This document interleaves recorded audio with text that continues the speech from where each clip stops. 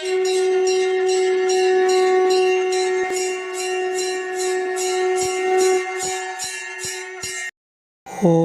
ஸ்ரீ குருப்யோ நமஹ. ஓம் கம் கணபதையே நமஹ. நம்ம ஸ்ரீநிகேதன் வலைதளம் வாயிலாக முருகப்பெருமானுடைய சஹஸ்ரநாமத்திலிருந்து தினமும் ஒரு நாமாவளியை சிந்திச்சுருக்கோம். இன்றைய தினம் 793வது நாமாவளியாக ஓம் விஜிதாத்மனே நமஹ. முருகப்பெருமான இந்த நாமாவளி தன் வசப்பட்ட மனதை உடையவருக்கு நமஸ்காரம் அப்படின்னு வர்ணிக்கிறது. மனதை அடக்கியவருக்கு நமஸ்காரம்னு வர்ணிக்கிறது. அதாவது விஜித அப்படின்னா ஜெயிக்கப்பட்ட, இறைவன் ஜெயிப்பதற்காகவே தோன்றியவர், அசுர சக்தியில் அழிப்பதற்காகவே தோன்றியவர். அவருக்கு பேரே ஜெயந்தி நாதர்னு பேர்.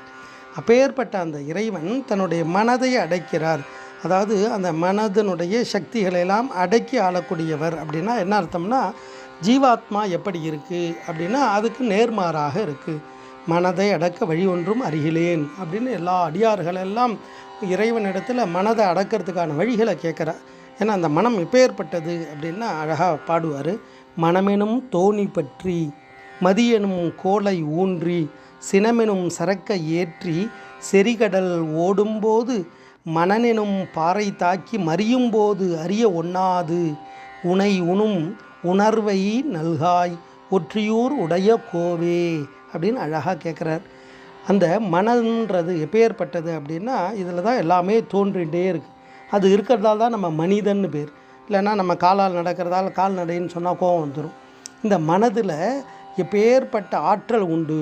அதை எண்ணத்தை ஏற்றுறமோ அதுக்கான பலன் கிடைக்கும். அதுதான் மனம்தான் தோணி. தோணின்றது படகு, இந்த கரையிலேருந்து அந்த கரைக்கு சேர்க்கறது. அதில் நம்ம என்ன எடுத்துன்னு இருக்கோம் அப்படின்னா சினமெனும் சரக்கை ஏற்றின்னு இருக்கோம். இந்த சினம்னா தெரியும், பாசமாகியது சரக்கு. பல்வேறு விதமான பாசங்கள், பாசபந்தங்கள்லாம் சொல்கிறோம் இல்லையா, சாகரம், சம்சார இதெல்லாமே அதுதான் சினம். அந்த சரக்கை ஏற்றிண்டு கோபம் இருக்கு இல்லையா, அந்த கோபத்தால் ஆசா பாசங்கள்னு சொல்கிறோம் இல்லையா, அதெல்லாம் ஏற்றிண்டு இந்த மனன் எனும் பாறை தாக்கி, மனன்னா இந்த இடத்துல மன்மதனை குறிக்கணும். அப்போ அந்த மன்மதன் என்ன பண்ணுறான், அவனுடைய அந்த ஆசையை உருவாக்கும்பொழுது அந்த ஆசையால் பல்வேறு விதமான துன்பங்கள் எல்லாம் வந்துடுது. அதனால்தான் நினது தாளை நாள்தோறும் மனதில் ஆசை வீடாமல் நினையுமாறு நீமேவி அருள்வாயேன்னு திருப்புகழில் கேட்பார். அப்போ இந்த பாசமாகப்பட்ட இதெல்லாம் நாம் சுமந்துட்டு போகும்பொழுது மன்மதன் அந்த ஆசை என்ற பாறை தாக்கி நமக்கு பல துன்பங்கள் வந்துடுது.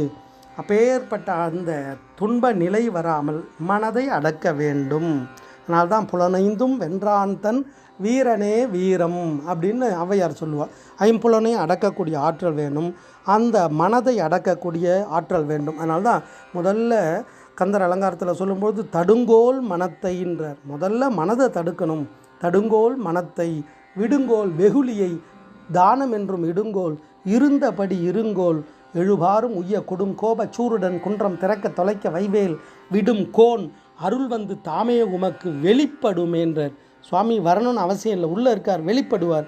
எப்போன்னா மனதை தடுத்து வெகுளி கோபத்தை எல்லாம் விட்டு தானம் பண்ண பண்ண பண்ண இந்த ஆத்மாவுக்கு நற்கதி கிடைக்கும், பரமாத்மா வெளிப்படுவார்.